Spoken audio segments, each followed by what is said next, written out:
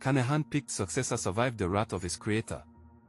In the oil-rich heart of the Niger Delta, a political godfather and his godson are locked in a mortal combat that threatens to tear Nigeria's second-wealthiest state apart. This is not just a simple disagreement over policy, it is a total war for survival. As the 2027 elections loom, a sophisticated two-pronged strategy is being deployed to ensure Governor Fubara never sees a second term. The stakes for the nation are everything. Rivers State is the crown jewel of Nigerian politics, a land where black gold flows beneath the feet of millions. Its treasury is the envy of many, making it the ultimate prize for any political gladiator. For years, one man held the keys to this kingdom with an iron fist.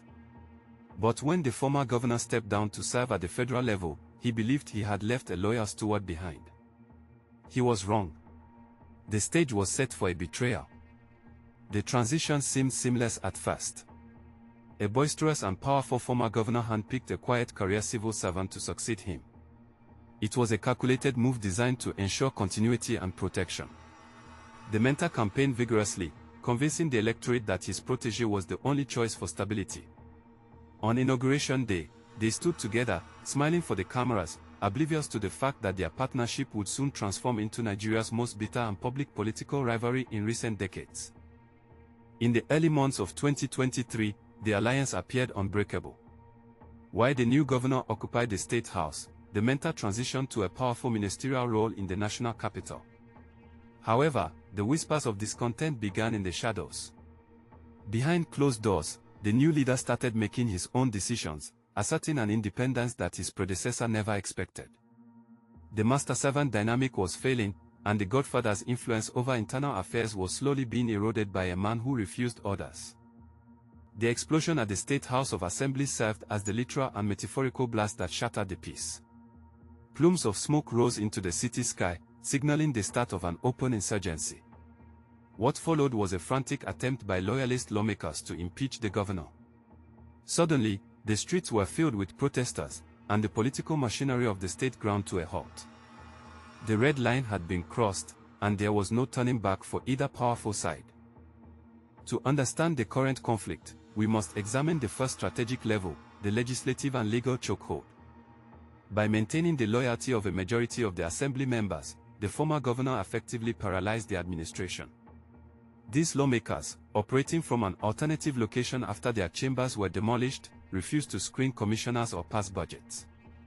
It was a tactical masterstroke designed to make the state ungovernable and force the sitting governor into a position of total submission or ultimate failure. The legal battlefield has become a maze of conflicting injunctions and court orders. From the local courts to the national capital, lawyers are working overtime to determine who controls the state's purse strings. The strategy involves using the federal judiciary to challenge every move the governor makes. This includes questioning the legitimacy of the minority-backed assembly and blocking the release of local government allocations. In this high-stakes chess match, the courtroom is just as important as the ballot box. While the legislative war rages, the second level of the strategy is far more grassroots-oriented. It involves a move to seize the very soul of the political party structure. By ensuring loyalists hold key executive positions within the party, the mentor aims to deny the governor the platform for a re-election bid in 2027. Without the party's ticket, a sitting governor becomes a political orphan. The strategist is playing the long game, building a fortress that cannot be easily penetrated. The governor has not remained passive in the face of this onslaught. He has turned to the people, presenting himself as a liberator fighting against the oppression of a godfather. By identifying with regional ethnic interest and broader coastal heritage, he is building a populist movement. His rhetoric focuses on putting the state first, a powerful slogan that resonates with those tired of the old guard. This shift from administrator to folk hero has energized a base once thought controlled. The federal government's role adds another layer of complexity to this drama. National leaders have attempted to mediate, hosting peace talks at the presidential villa. However, the resulting agreements were viewed by many as heavily favoring the former governor. The initial compliance with these terms led to a backlash from supporters, who urged the governor to stand firm. The national intervention proved that this crisis is no longer a local affair, it is a central concern for the entire nation. Local government elections became the next theater of war. Despite court orders and police withdrawals, the governor pushed ahead with the polls, successfully installing a new layer of grassroots leadership loyal to him. This was a direct strike against the mentor's strategy. By controlling the councils, the governor now has the machinery to mobilize voters directly. However, the legitimacy of these elections remains a subject of intense legal debate, leaving the state in a precarious state of dual authority and tension. Security agencies have found themselves caught in the middle of this political crossfire. There have been instances where the police appear to block election materials or refuse protection for state-organized events. This perceived lack of federal support has forced the governor to rely on local groups and civil society for security. The sight of armed men guarding government buildings highlights the fragility of peace. One wrong move could trigger a wider conflict that the authorities might struggle to contain. The economic consequences of this power struggle are becoming impossible to ignore. The region is a hub for oil and gas, housing major international refineries and ports. The political instability creates a risky environment for investors who crave certainty and peace. While the leaders fight for control, the average citizen faces the reality of stalled projects and delayed social services. The wealth of the state is increasingly being diverted into legal fees and political mobilization for the 2027 battle. Traditional rulers and elder statesmen have stepped in, attempting to prevent the state from sliding into chaos. These respected figures, dressed in their ceremonial coral beads and regalia, have held emergency meetings to broker a lasting peace. They warn that the pride of two men should not be allowed to destroy the progress of millions. Yet, their influence seems to be waning in an era where digital propaganda and hard political cash often speak louder than the wisdom of their ancestors. Digital warfare has also emerged as a key component of the strategy. Social media influencers and online commentators are paid handsomely to shape the narrative. Every day, digital platforms are flooded with videos, memes, and leaked documents designed to discredit either the governor or his predecessor. This information war targets the youth, who make up the majority of the electorate. In this digital age, the battle for 2027 is being fought on smartphone screens just as much as in the corridors.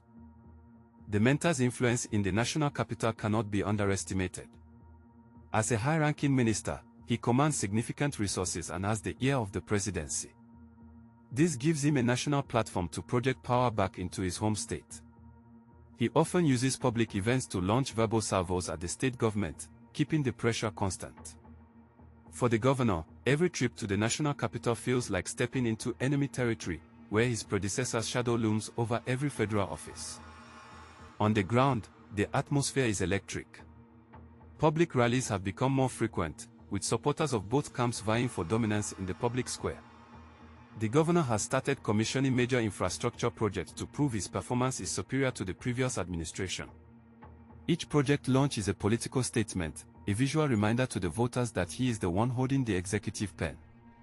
The competition for the title of the best performer has become a central and urgent theme. The ethnic dimension of the conflict is a dangerous powder keg. The state is a mosaic of different ethnic groups with deep-seated histories. Detractors often frame the mentor's actions as an attempt to maintain one group's hegemony, while the governor's rise is seen as a victory for the riverine people. If the political struggle devolves into an ethnic clash, the consequences would be catastrophic. Both leaders have publicly called for unity, yet their supporters often retreat into tribal sentiments during crisis. As we look toward 2027, the question of party affiliation remains central. Will the governor defect to another party if he loses control of the current party structure? Rumors of him joining a newly formed coalition are rampant. Such a move would be a gamble, as it would require building a new political machine from scratch in less than 3 years. However, in the volatile landscape of Nigerian politics, alliances shift like the sands, and today's enemy is often tomorrow's savior.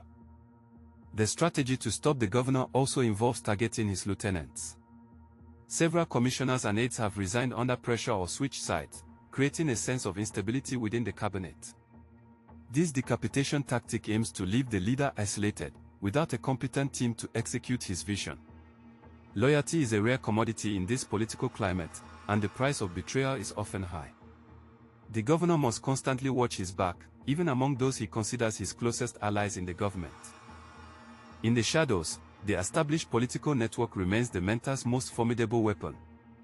This is a system of enforcers and world leaders who have been loyal for over a decade. They are the ones who control the streets and the voting booths on election day. Breaking this network is the governor's greatest challenge. He is attempting to build his own grassroots system, but the veterans are deeply entrenched. The battle for 2027 will ultimately be won by whoever controls the people on the ground. Looking at the broader landscape, this crisis is a litmus test for democracy. It tests the independence of the judiciary, the neutrality of the police, and the resilience of the federal system. If a governor can be removed or paralyzed by a predecessor through legislative and legal maneuvers, it sets a dangerous precedent for other regions. The eyes of the international community and domestic observers are fixed on the state, watching how this saga of power and betrayal will ultimately unfold in the end. There are no easy exits from this labyrinth. Both men have committed too much to back down now. A compromise seems unlikely, as the trust between them has been completely incinerated. The strategy to stop the governor is multifaceted, relentless, and backed by immense power. But the sitting leader has shown a surprising resilience, tapping into a wellspring of public support and regional identity. As the clock ticks toward the next election, the intensity of this struggle will only increase further. Ultimately, the history of this region is a story of power being won, lost, and reclaimed. From the colonial era to the present day, the struggle for control of its vast resources has shaped the destiny of the nation. The current battle is just the latest chapter in an epic saga. As 2027 approaches, the people will have the final say. In the end, true power does not belong to the godfathers or the governors, but to the citizens who cast the votes.